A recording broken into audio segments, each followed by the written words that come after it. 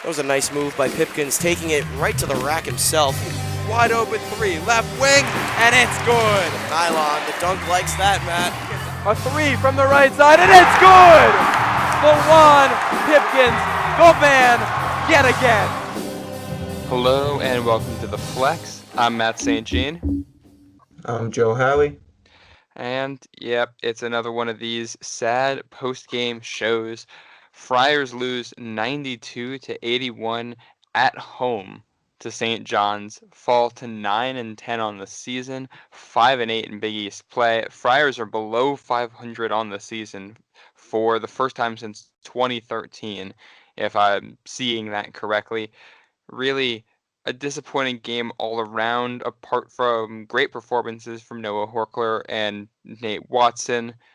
Big picture, NCAA tournament hopes are almost entirely dead at this point. If the Friars want any shot, it's going to be tough. What are your initial takeaways, Joe? Well, first, I want to give a huge shout out to Nate Watson because that was a man's game that he put up. 30 points, new career high. It's so damn shameful that we wasted it for him. Really, really shameful. And this is the third, career night for a guy that we've wasted. We wasted a 30-point performance for Duke at Xavier. We wasted a 28-point performance for Reeves at Georgetown, and now a career high 30-point performance for Watson at home. I feel bad for him because if you have a guy that scores like this, you want that to be a win. But it seems to be a trend with this team where you're going to just dump these great games by your stars down the toilet because when you give up 92 points at home, defensively, that is disgusting. Now, St. John's, you hear my dog, he's pissed too. St. John's, they were red hot. So credit to them. They were shooting the lights out. But, it seems like we went up 5 in the second half and then turned off the switch. We were like, that's it. We're on top. And the 17-point deficit, that's over. We're going to win. And you could see it in terms of coaching, too. We went up 5, and then all of a sudden, Horkler and Watson were off the floor. And you got Goodine, Gant, and Croswell come on. Mm-hmm. Now, listen, I understand you want to get those guys runs, and strategically you want to get the starters a little break before the media timeouts. But Watson was off the floor for way too long in the second half, from around right before the 12-minute timeout to around the 8-7 minute mark. That's way too long to leave him off the floor. Horkler, too. I mean, Gant stood and watched Champagny take a three and didn't even put his hands up. He watched him in the corner with his hands at his side. What kind of defense is that? Yeah. You want to play in the Big East, you have to put your hands up and contest. Yeah. And I think for me, this is just like the Georgetown game where you get the lead and then you put in the backups and all of a sudden it falls apart and you never get the effort back. But the part that stood out to me, late in the game, about 3 minutes left, 2.5 minutes left, Friars are down by 7. I mean, that's more than manageable to come back from that. It's only a couple stops and you get a couple shots, and the Friars offense was on today. So you can do that. St. John's uses the entirety of the shot clock, gets a pretty easy look at the rim on the layup, misses that, and immediately gets the putback. Then at the other end of the floor, the Friars are lackadaisical to bring the ball up the floor, don't really even run an offensive set, and the ball ends up in A.J. Reeves' hands with, 5 seconds left on the shot clock. He tries to create some separation, can't, takes a step back three, misses that. All right, well, now you're down 9 with under 2 minutes left. You wasted way too much time. You didn't do anything on offense. You showed no effort, and the paint defense again and again and again this season. It wasn't, by the metrics, it wasn't abysmal against St. John's, but make no mistake, it was atrocious today. Late in the game, when the Friars needed stops, St. John's kept going back to the well. They kept going back to the paint, and time again, it was wide open for them. Friars didn't even make it difficult. Yeah, Matt, this is it's uncharacteristic for a team with so many long wings to play so poorly defensively in the paint. I mean, Noah Horkler offensively was great. He pulled down 8 rebounds, which is nice to see. We still got out rebounded 31-29, so that wasn't great.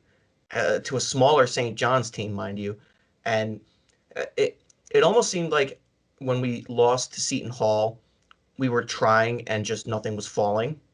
It seems like tonight, defensively, we just weren't trying at all. But on Yeah, offense, everything was falling because we held Seton Hall to 60 points, which, mind you, forget the 43 points. Holding a team to 60 points is very good in college basketball in the Big East. So yeah, defensively, it may have seemed like we weren't on, but to let up the following game 92 points and not even make an attempt to guard guys, I mean, the reason St. John's was shooting the lights out is because our defense was so awful. yeah. And at points in the first half, you got to give credit to St. John's. They came out with their hair on fire, and a lot of those shots were ones that it wasn't really anything about the defense.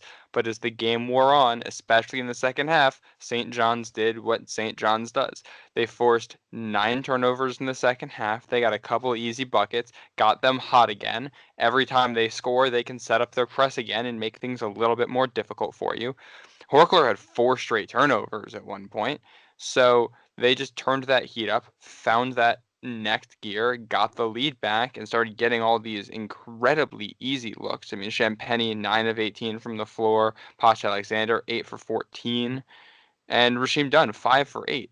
None of those guys had a problem shooting the ball. The Friars never made it difficult for them, gave them easy looks, and when the Friars got punched in the face once, they bounced back.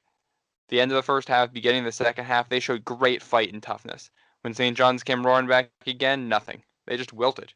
And we've seen that time and time again this season, and that is not characteristic of Ed Cooley teams. Not at all. No, it's not. A point about Horkler, as good as he was offensively, those 4 turnovers really killed us. They really, really killed us because it's almost like he would grab the ball, turn around, and he would lose the ball again. And it happened back to back to back to back. It was like, stop giving him the ball. I hate this thing that we do where we inbound it and then we give it to a forward to bring up the floor. Like, if anything, at least have Reeves bring it up. He's a better ball handler than Greg Gant and Noah Horkler. I Yeah. just some of these sets that we run are so mind-boggling.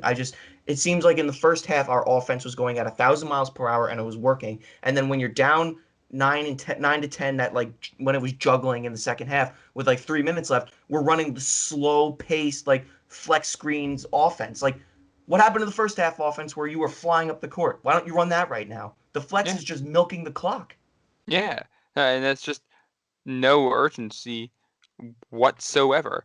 And then, I mean, I think the reason we've been so irritated with the team all year long at points is just the basics. The Friars do not consistently do the basics well. When it comes to showing effort, play by play, they don't do it. Look at free throws today. St. John's 14 of 16, Providence 15 of 22. Extra points you're leaving out there. And the execution on defense, just handing extra points to St. John's. You know, coming in on the scouting report that, I mean, you watch the game that they just played against Villanova when they beat them. They're stripping the ball in the backcourt all the time. They're going to press and try to make life difficult for you. How is this a surprise when it happens in the second half? How are you not ready for that? This isn't, it's not like Mike Anderson just brought out something new and you're scrambling. And it's the second half of the game, too. They did it in the first half. You know what they're going to do, and the Friars just had no answer for it. And that's kind of what has been seen time and time again with this team. And I don't know if it's talent, coaching, execution, effort, training. I mean, there's a million factors that go into your performance, but way, way, way too many of them are lacking. Yeah. I mean, it's it's very disturbing to watch this team at this point in time because the stat you brought up, Matt, this is the first time we've gone under 500 in overall record since 2013. Hmm. Yet we have arguably 2 of the most highly nationally recognized players in David Duke and Nate Watson. Nate Watson's on the watch list for National Center of the Year. I mean, David Duke is second leading scorer in the Big East.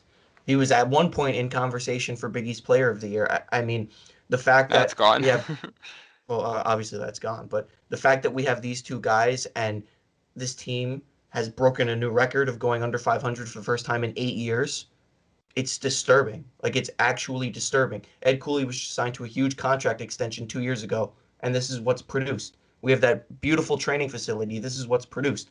It's very disturbing. Yeah, and that's, I mean, you get that great facility, and I haven't noticed it make a difference with recruiting, and I haven't No. noticed it make a difference with the performance of the players. So what's going on there? What are If we? anything, since the facility, our recruiting numbers have actually gone down. We had to Yeah, resort to the transfer portal the past couple of years. yeah, and it's like uh, give them props for Allen Breed, but Yeah, that's an underrated recruit. yeah, and that's we knew that Ed Cooley does that well. He does find diamonds in the rough at the guard position. I mean, that's what Kyron Cartwright was. That's what Malik White was. He does this time and time again. I'm not surprised there.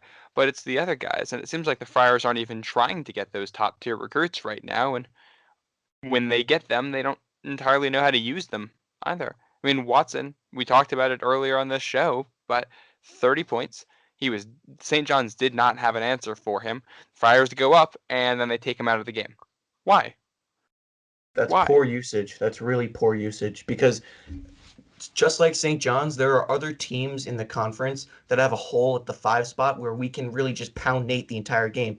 Example A, Creighton. Example B, St. John's. Example C, Villanova. All three of those opponents don't play with a traditional 5 man, and we should keep him in the entire game. And yet here we are juggling rotation and buying guys minutes. I don't understand it. And I understand if it's like right before the 12-minute timeout, you pull him out because you want him to get that extra breather. That's Hmm. fine. That's completely fine if he's off the floor for a minute or two. But if you go for like 4 to 5 to 7 minutes where he's not playing and he's your leading scorer and they don't have an answer for him, what are you doing?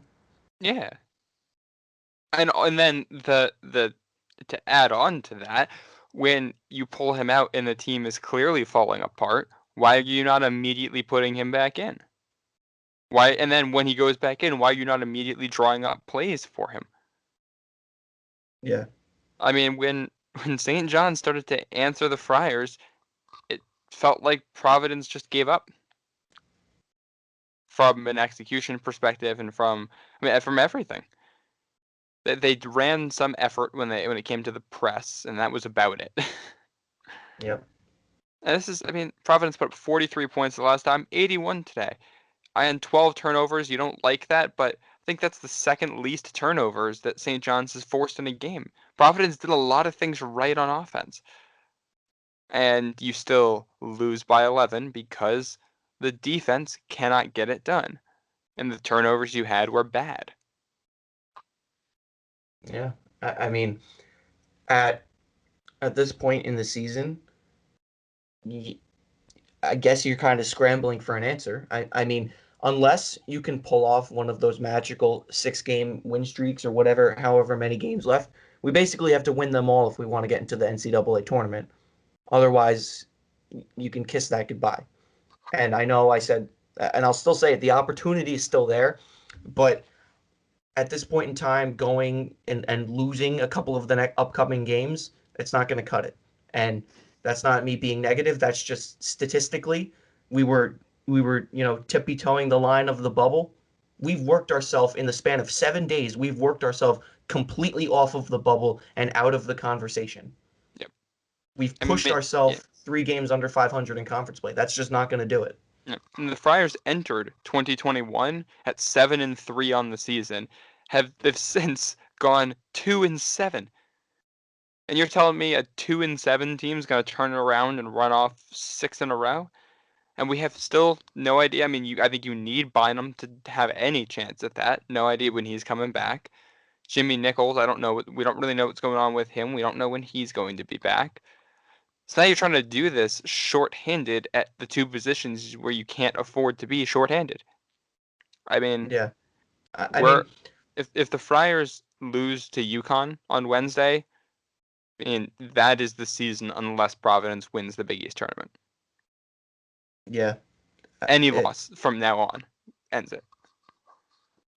I think you're right, Matt. I mean, it doesn't end the season in the fact that, the season's actually legitimately over because realistically, this team will probably go to the NIT if they keep losing games, which is fine. It's a postseason tournament. It's not the postseason tournament that you hired Ed Cooley to get you back to, but it's a postseason tournament. It'd be the second time in 3 seasons that we went to the NIT, which is really upsetting for Friar fans, for the ticket holders, for everyone, for every shareholder involved. That's very disappointing. Yeah. It's just that is not the expectation of this team. The expectation for the Friars this year was a top 25 team and to compete for a Big East championship. Right. And Like, that's listen, it. people can make the counter argument, oh, well, you look at what Providence has done over the past couple years. They've made the tournament. Yes. So to be upset about not making the tournament is completely justifiable. If the expectation is to just get there, forget talking about winning, just being considered, because that's essentially the end goal of an NCAA basketball season, is to be considered and make the NCAA tournament. Obviously, you want to win the national championship, but the odds are slim, right? If over if you go on a 5-year streak where you make the tournament consistently, that should be the expectation. So to be upset about falling short of expectations is completely justified. Yeah, and the other thing is, with the talent on this team, falling short of expectations for the Friars still should have been top 5 in the Big East in a tournament team. Like, Yes. that's a disappointing year for this roster. What we have now is just so incredibly underwhelming. Yeah. It boggles the mind. It's very underwhelming. I feel bad for the guys like Nate Watson, who he's put in so much work in the offseason, and he's improved his game so much. And if this was the season we thought it would, Nate Watson would be talked about on SportsCenter, ESPN, everything. He would be talked about everywhere. But instead, it's unfortunate because the team can't pick up for it. Yeah, Watson's been fantastic. Talk about the team not picking up for it. This is only the 4th time under Ed Cooley that the Friars have allowed 90 points in a game. This is actually the 2nd time that they've allowed 90 points in a game this season, although to be fair, the first one was double overtime against DePaul, so that's a little bit different. And there's a stat from Richard Corin. This is the first time that the Friars have been under 500 after 19 games since the 05-06 season. Wow. And obviously, part of that is that typically the Friars would have 4 or 5 more wins, probably, if not even more than that, just from non-conference play. But the point still stands that this team has been monumentally disappointing in just about every fashion. Right. I mean, there are going to be the excuses and the counter arguments that this is a COVID season and that this isn't a traditional season. In some aspects, that is true. This team has not been together since the summer, but in other aspects, the same argument can be made about every other team in the conference, specifically Creighton and Villanova. Creighton and Villanova went through the same thing. They didn't have summer practice. Villanova was on a 1-month pause, and they're still ranked 3rd in the country. So while yes, this is a different season, other teams are still playing to the expectation level. So to write off the season and say, "Oh, it's different. Oh, it's COVID," that's a poor excuse. I'm sorry. Yeah, and this is something that is a trend. This is a trend that has existed outside of the COVID season. I mean, last season was a disappointment until they pulled everything together and made that run. And 2018 was a little bit of a disappointment until they made that run in the Big East tournament. 2017 was certainly a disappointment until they rattled off 6 straight to finish it. Since Chris Dunn left, and then especially since God Shamgod left too as an assistant, I think he was a big part of player development. Since those guys left, the Friars have been underwhelming at a lot of points. And I don't know, I wrote an article over on Big East Coast Bias the other day talking about how the Friars are like that college student. I mean, and we've all been this college student at some point where you look at the syllabus and you see, all right, there's a paper due at the end of this class, the end of the semester. And you take a look at it. It's like, all right, yeah, this should be a pretty simple one. I got the handle on it. And then you lose the syllabus and you forget about the paper until the last week of class. And then you're trying to scramble to put something together just so you can turn it in. And the last couple seasons, the Friars have done it. You turn something in and you get a C on it, and you pass. Well, now it's, I don't know, an hour before the paper's due. The Friars haven't started yet, and they're staring an F in the face. Yeah. I'll say the only season where we didn't get a C and pass is the 2018-2019 season. I think that one, quite honestly, if the expectation is to make it to the NCAA tournament, anything less, I'm going to say, is a failure. So, Yeah. sure, it's great to play in a postseason tournament at the NIT. I know that's the narrative that you preach when you get to the NIT. That is by the standards of what this program has gone through since Ed Cooley entered as head coach. Not making the NCAA tournament is a failure of a season. I'm And sorry yeah, if anyone disagrees. I'm sorry, but if the expectation is to make the NCAA tournament after making it 5 years straight and after re-signing him to a contract, making the NIT is failing that expectation. It is underwhelming. and I'm willing to give a little bit of a pass on 2019 just because it became obvious at points that was a transitional year, losing Oh, right, Cartwright, right. figuring things out, and it's one thing if there's a year where it's like, all right, you're rebuilding a little bit, the talent's in the pipeline, but it hasn't come together yet, and on one hand, you can look at it and say, all right, well, the Friars made the tournament in 2015, 2016, 2017, 2018, then had one down year in 2019 and would have made the tournament last year. That's one way to look at things. The flip side is once Kyron Cartwright left, the Friars have really been unable to get any kind of stability at the guard position. And when they don't have that, they have nothing. And now, really, for the first time since Ed Cooley got his guys here in Providence, the defense is lacking. That's the most concerning part. I mean, that's the foundation of Providence basketball. You're going to play good defense night in and night out. Well, where did that go?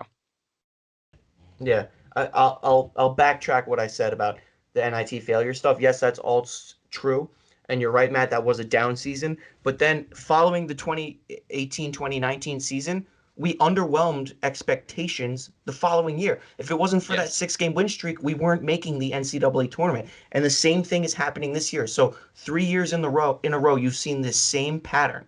And that's ultimately the big picture that I want to get at here is Yeah. underperforming to the expected level of performance. Yeah. Yes, 2019 was a down year. Fine, that's fair. The following year, you returned a ton of seniors and you had Luwan Pipkins come in. It took you until the final 6 games to turn it on. Yes, in the minute in the spotlight of it all when we're winning and you're knocking off ranked teams, it's a lot of fun. But when you look back at the season as a whole, we had 12 losses. We didn't even get over 20 wins. I get it, it was cut short of a season, but think about that. It took them until Valentine's Day in February to figure it out.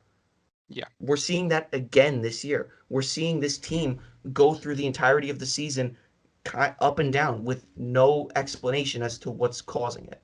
Well, obviously defense and the guard and all that, but big picture. And it's been a lot more down than up, which is incredibly disappointing.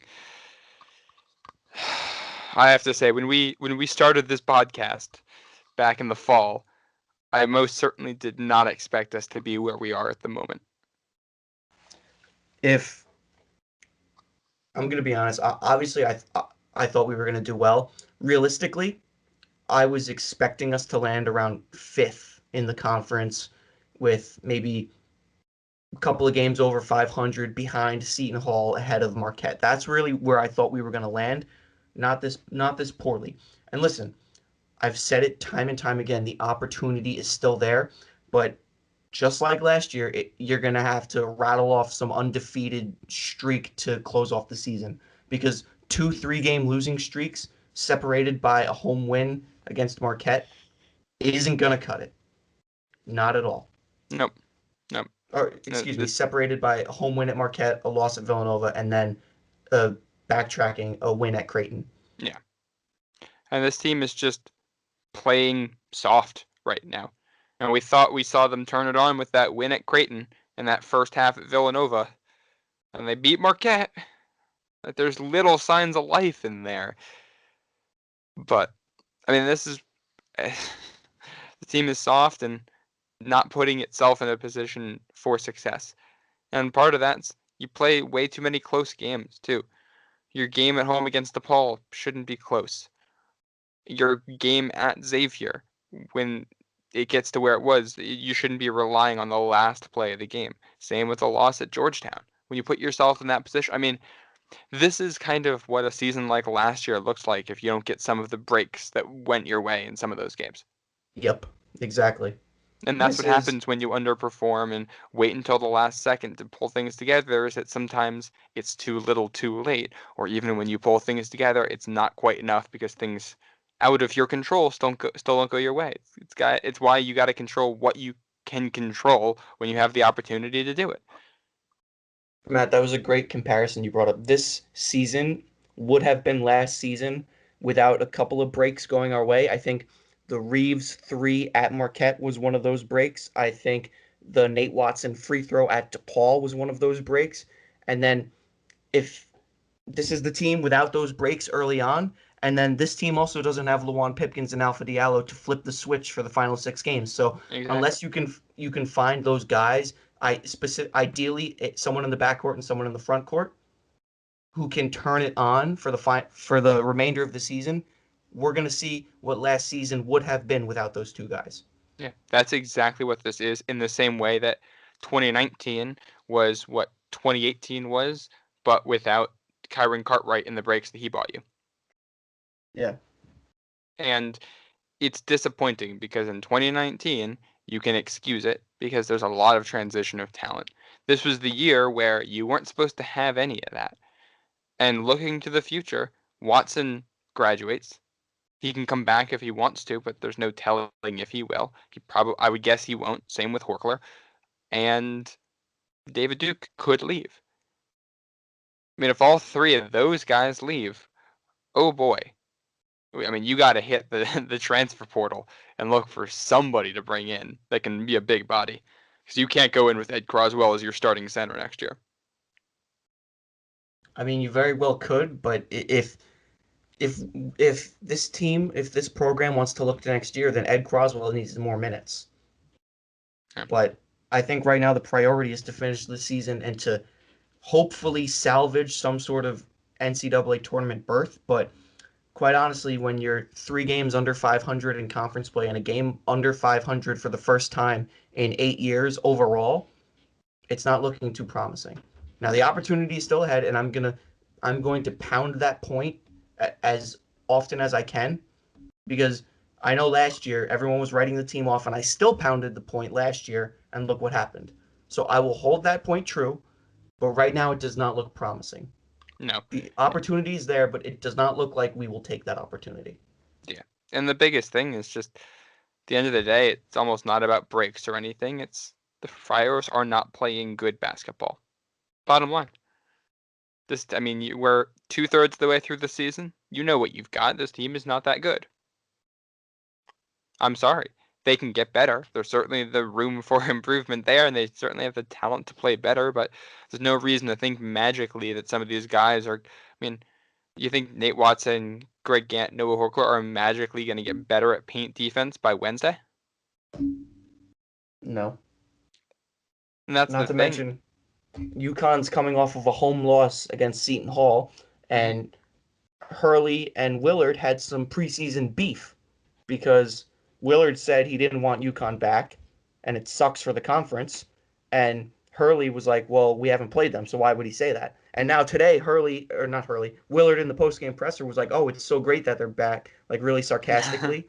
So now Hurley's gonna take his squad to us and be like, "I don't like Ed Cooley and I don't like Providence. Let's beat them." Yeah. I mean, it's going to be the rest of this season. When you look at the opponents the Friars have, you're going to get UConn twice in a game. That's a bad matchup, and that's a team that's going to be fired up to play you. That's playing for seeding right now. You do get DePaul on the road, but this is a team that still plays hard and almost already beat the Friars. You got Xavier, that again playing for seeding and has an opportunity to sweep the Friars. You've got St. John's again, this time in their building, looking for a sweep and probably playing to get into the tournament the way that they're doing things right now. And then you finish at home against Villanova. It's not out of the realm of possibility that the Friars don't win again this season if they keep playing like this. You might be looking at maybe 2 more wins, but the Friars look like a bottom 4 team in the Big East right now. I mean, Unless we've been saying for a while, like, how is DePaul as bad as they are with a guy as talented as Charlie Moore and a guy as talented as Romeo Weems? Well, time to look in the mirror. yep. Yeah, that. Wow, I didn't even think of that. I'm always usually the one to say that. That kind of just hit me different. It's a lot easier when you're making the analysis about other people. There's a point, chickens come home to roost. This team's not playing good basketball, regardless of the talent. Yep. As Cooley just said in the post-game show, every game right now in the last couple of games is dire and desperate. We got to figure this out. Yeah, I mean, that's true. You got to figure something out. Yep.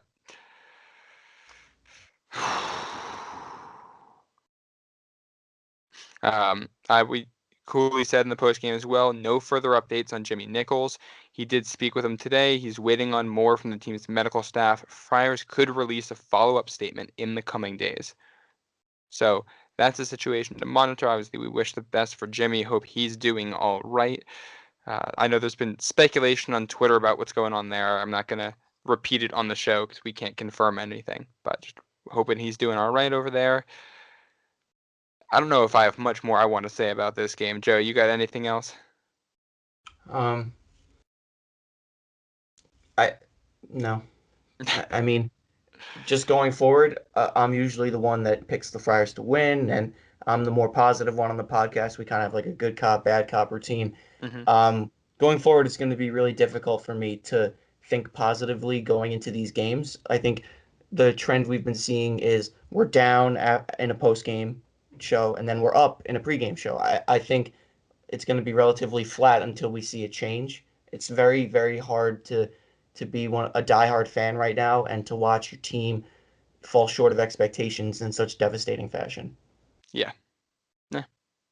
Because reminder, as much as Matt and I sit here and talk and speculate, we're fans too. Like, we sit in front of the TV and have emotional reactions to the game as well. There's more to this than just talking into a microphone. Yeah. It's frustrating. I couldn't have said that better myself. I think we'll leave it there. Your positive performances from this: Watson, 30 points, 8 rebounds. Horkler, 19 points, 8 rebounds. Reeves, 13 points, 5 assists. David Duke did have 6 rebounds, 7 assists, 3 steals, but only 9 points. Did he score in the first half, or were those all in the second half? Was that dunk in the first half? That was the second. No, he didn't. He went scoreless in the first half. And a lot of those points were kind of in garbage time at the end. So, I mean, this is 3 straight in single digits for Duke. And St. John's, you had Champagne with 24, Alexander with 21, Dunn with 13 points and 10 assists. Oh, Champagne had 10 rebounds as well. So 2 guys with double-doubles over there. It's a 92-81 loss at home for the Friars against St. John's. And they're going to move on to play UConn at home on Wednesday. First time they're playing UConn in the new Big East. So hopefully will be somewhat exciting. We'll see what happens. You will have a pregame show for that one, but make sure you are following us on Twitter and wherever you're listening to this so that you can stay up to date and get that show and our thoughts as the season continues to progress. And as always, thank you for listening.